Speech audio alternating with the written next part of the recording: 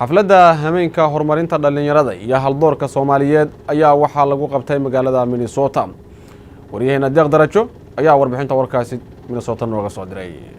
waxaa gobolka Minnesota lagu qabtay munaasabad ballaaran oo si heer sare loo soo agaasimay oo ay ka soo qayb galeen mas'uuliyiin ururada bulshada, ganacsato, aqoon-yahano iyo marti sharaf kale oo ka kala timid gobolada Mareykanka, Canada, Norway, Sweden, Denmark, Indonesia iyo xubno ka socday dowladda federaalka Soomaaliya. Munaasabadan ayaa lagu xusay sanad guuradii 9aad ee habeenka horumarinta dhalinyarada iyo haldoorka Soomaalida. waxaana munaasabadan soo qaban qaabiyay Aadan Ugaas Axmed isagoo ugu horeyn u mahadceliyay dadkii munaasabada ka qayb galay wuxuuna sheegay in ay muhiim tahay in la muujiyo sharafta iyo wanaagga haldoorka Soomaaliyeed meel walba ay joogaan.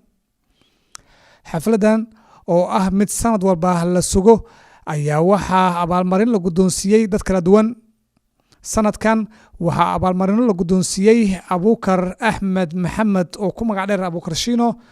waa mid ka mid ah laacibiintii ugu wanaagsanaa xulka qaranka Soomaaliya ee kubadda kolayga isla markaana ahaa tababaraha gabdhaha xulka qaranka Soomaaliya ee kubadda kolayga. waxaa la guddoonsiiyay abaalmarintii ugu qaalisaneed.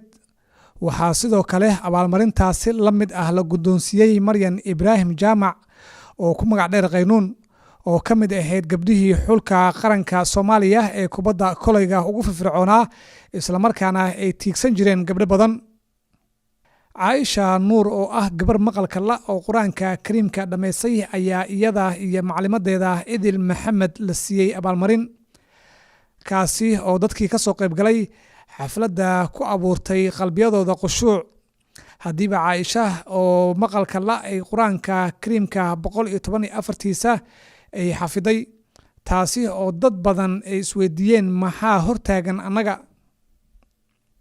Cabdiraxmaan Ciise Kaahin ayaa la guddoonsiiyay abaalmarinta ganacsadaha ugu wanaagsan ee sanadkan kaasi oo sanadkan noqday ganacsadihii ugu wanaagsanaa gobolka Minnesota bil kadibna noqday ganacsadaha ugu wanaagsan dalka Mareykanka kaasi oo ugu dambeyn aqalka cad ee Mareykanka lagu guddoonsiiyay bilad sharaf. Doctoressa Deeqa Xuseen oo ah hooyo Soomaaliyeed oo 7 caruur ah leh oo waxbarashada ka gaartay heerka sare ee PhD-da kana haysa xil sare wasaaradda waxbarashada gobolka Minnesota waxayna abaalmarintan ku mutaysatay in ay tusaale u noqotay hooyooyin badan. Fartuun Cusmaan oo ahayd ciyaartooydii kubadda kolayga iyo orodada isla markaana ah tababaraha xulka qaranka gabdhaha Soomaaliyeed ee kubadda kolayga isla markaana ah xubin ka tirsan FIFA ayaa la siiyay abaalmarinta isbeddelka iyo horumarinta bulshada. Fartuun ayaa abaalmarintan ku mutaysatay doorka ay ka qaadatay horumarinta ciyaaraha kubadda kolayga iyo soo barbaarinta jiilka mustaqbalka dambe ee la filayo in ay guulo u soo hooyaan bulshada Soomaaliyeed. Xasaney Maxamed ayaa abaalmarinta isbeddelka iyo horumarinta bulshada ku mutaystay kadib markii uu door weyn ka qaatay la dagaalanka maandooriyaha iyo dhibaatooyinka qoyska burburiya. wuxuu sidoo kale garab iyo gaashaan u yahay waalidiinta ay soo wajahaan dhibaatooyinka ugu yimaada waxyeelada caruurtooda ku dhaca. Deeq Darajo, Universal TV, Minnesota. weligaa mala kulantay saxmadda taraafiga, safafka dhaadheer iyo dukaanku inuu kaa xirmo halka qaraabadaada iyo asxaabtaadu ay kaa sugayaan lacagta lagu bixiyo biilasha. lacag diristu marmarka qaarkood way adkaan kartaa, laakiin Baysi waa ab kuu fududaynaya inaad lacag u dirto qoyskaaga iyo asxaabtaada adigoon u marin xawaalad. la soo deg applicationka Baysi waa xawaalad gacantaada ku jirta.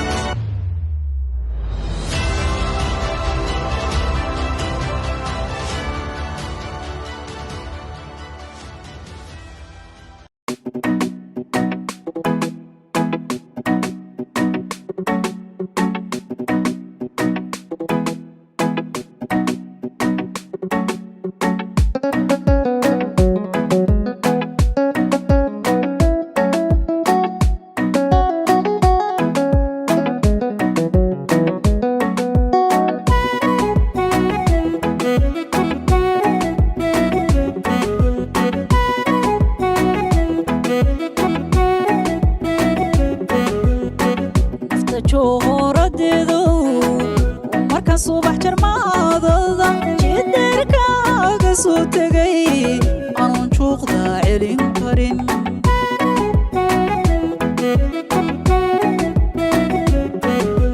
nafta jooradeedo marka subax